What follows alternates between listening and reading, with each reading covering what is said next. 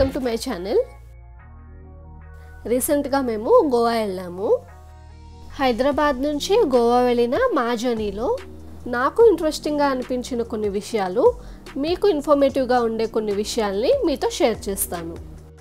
First time Goa వెళ్ళడానికి plan చేసే వాళ్ళకి యూస్ఫుల్గా ఉండేలా కొంత ఇన్ఫర్మేషన్, అంటే అక్కడ ఫుడ్ గురించి, స్టే గురించి, ట్రాన్స్పోర్టేషన్కి సంబంధించిన బేసిక్ ఇన్ఫర్మేషన్ని ఈ సిరీస్లో నేను కవర్ చేద్దాం అనుకుంటున్నాను.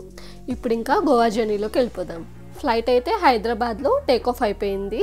యాజ్ యూజువల్గా ఫ్లైట్లోంచి సిటీ వ్యూ చాలా బాగుంది. అండ్ ఇంకా ఈ ఫ్లైట్ జర్నీస్లో నేను అప్పుడప్పుడు ఫేస్ చేసే ప్రాబ్లం ఏంటంటే ఇయర్ క్లాగింగ్, అంటే చెవులంతా బ్లాక్ అయిపోయినట్టు ఉంటాయి చూడండి, అదే. ఇలా అవ్వకుండా ఉండాలి అంటే నేనేం చేస్తానంటే నాయిస్ క్యాన్సిలేషన్ ఇయర్ ఫోన్స్ ఉంటాయి కదా, వాటిని నేను ఫ్లైట్ టేక్ ఆఫ్ అవ్వకముందే పెట్టేసుకుంటాను, మళ్ళీ ల్యాండ్ అయ్యాక తీస్తాను. ఇలా చేయడం వల్ల ఇయర్స్ బ్లాక్ అవ్వకుండా కొంచెం బెటర్గా అనిపిస్తుంది. బయట మీకు ఇయర్ ప్లగ్స్ కూడా అవైలబుల్గా ఉంటాయి, లేకపోతే ఎక్కువగా ఆవలించినా కూడా దీని నుంచి రిలీఫ్ ఉంటుంది. ఈ టిప్ మీకు ఏమైనా యూజ్ అవుతుందేమో అని షేర్ చేస్తున్నాను. ఇంకా మా ఫుడ్ అయితే వచ్చేసింది. రీసెంట్గా కొన్ని ఇన్స్టాగ్రామ్ రీల్స్లో కొన్ని ఫ్లైట్స్లో ఫుడ్ బాగోట్లేదు అని విన్నాను. ఇన్ని ఇయర్స్లో నేను ఎప్పుడూ ఎక్స్పీరియన్స్ అవ్వలేదు. ఈసారి ఎలా ఉంటుందో అని భయపడ్డాను, కానీ టేస్ట్ ఇంకా క్వాలిటీ రెండూ బాగానే ఉన్నాయి.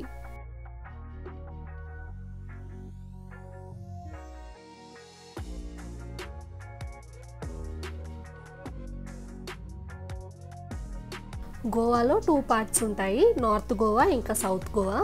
మేమైతే నార్త్ గోవా వెళ్తున్నాము. నార్త్ గోవా ఇంకా సౌత్ గోవాలో మీకు మెయిన్గా కనిపించే డిఫరెన్స్ ఏంటంటే, నార్త్ గోవా ఎక్కువ క్రౌడీగా ఉంటుంది, ఎంటర్టైన్మెంట్ యాక్టివిటీస్ ఎక్కువగా ఉంటాయి, వాటర్ స్పోర్ట్స్ సౌత్ గోవాతో కంపేర్ చేస్తే నార్త్ గోవాలో ఎక్కువగా ఉంటాయి. వెరాజ్ సౌత్ గోవా కామ్గా ఉంటుంది, క్రౌడ్ కూడా తక్కువగా ఉంటుంది. మిగతా వీడియోలోకి వెళ్ళే ముందు నా వీడియో కనుక మీకు నచ్చినట్టయితే లైక్ చేసి షేర్ చేయండి.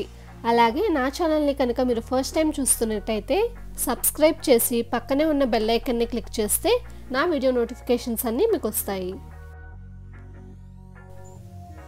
ఇంకా ఆల్మోస్ట్ మనం గోవా అయితే రీచ్ అయిపోయాము. మరి కొంతసేపట్లో మన ఫ్లైట్ అయితే మోపా ఎయిర్పోర్ట్లో ల్యాండ్ అవ్వబోతుంది. ఇంతకుముందు గోవాకి డబుల్ ఎయిర్పోర్ట్ ఒకటే ఉండేది. మోపా ఎయిర్పోర్ట్ని 2022 డిసెంబర్లో మన ప్రైమ్ మినిస్టర్ నరేంద్ర మోదీ గారు ఇనాగ్రేట్ చేశారు. జాన్ 2023 నుంచి మోపాలో కమర్షియల్ ఆపరేషన్స్ కూడా స్టార్ట్ చేశారు. ఫ్లైట్ అయితే మోపా ఎయిర్పోర్ట్లో ల్యాండ్ అయిపోయింది.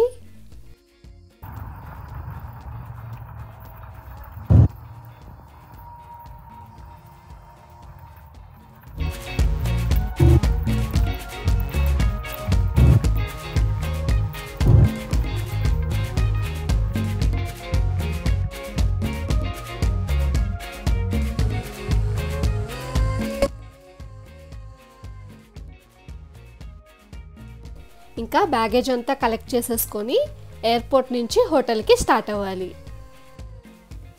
మోపా ఎయిర్పోర్ట్ అయితే చాలా బాగుంది.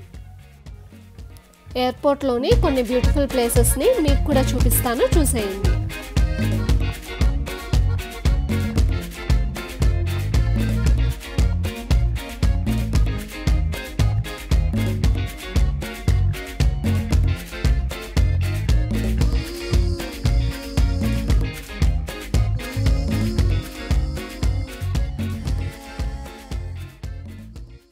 ఎయిర్పోర్ట్ నుంచి బయటికి రాగానే బయట మీకు క్యాబ్ సర్వీసెస్ ఇంకా ఎలక్ట్రిక్ బస్ సర్వీసెస్ రెండు అవైలబుల్గా ఉంటాయి. క్యాబ్ ఛార్జెస్ కంటే ఈవీ బస్ ఛార్జెస్ తక్కువగా ఉంటాయి. క్యాబ్కి కెలన్గూట్ ఏరియాకి అయితే అప్రాక్స్గా 1500 నుంచి ఛార్జ్ చేస్తున్నారు. అదే ఈవీ ఏసీ బస్సెస్ అయితే పర్ పర్సన్కి 200 రూపీస్ ఛార్జ్ చేస్తున్నారు. ఇక్కడ మీరు వెళ్ళాల్సిన ఏరియాని బట్టి ప్రైజెస్ మెన్షన్ చేశారు. ఇది చూస్తే ఈవీ బస్సెస్ ప్రైజెస్ గురించి ఒక ఐడియా వస్తుంది. మీరు కనుక ఈవీ బస్సెస్లో వెళ్ళాలి అనుకుంటే మీరు వెళ్ళిన టైంకి అక్కడ బస్సెస్ అవైలబుల్గా ఉన్నాయా లేదా అని ఒకసారి కనుక్కోండి. మేమైతే హోటల్కి వెళ్ళడానికి ఈవీ బస్ ఆప్ట్ చేసుకున్నాము. ఇంకా బస్ విషయానికి వస్తే బస్ చాలా నీట్గా ఉంది. అండ్ యూజువల్గా నాకు బస్ జర్నీ ఎక్కువగా ఇష్టం లేకపోయినప్పటికీ జర్నీలో నాకు ఎక్కడ డిస్కంఫర్ట్గా అనిపించలేదు.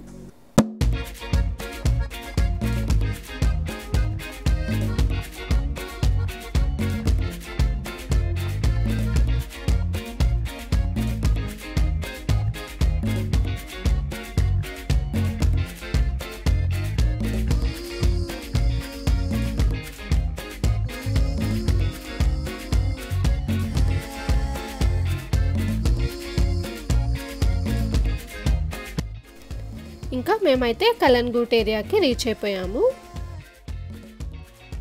సో ఇక్కడ నుంచి హోటల్కి మేము ఎలా రీచ్ అయ్యాము, హోటల్ రూమ్ టూర్ ఇవన్నీ నెక్స్ట్ వీడియోలో చూపిస్తాను. Thanks for watching. See you in the next video.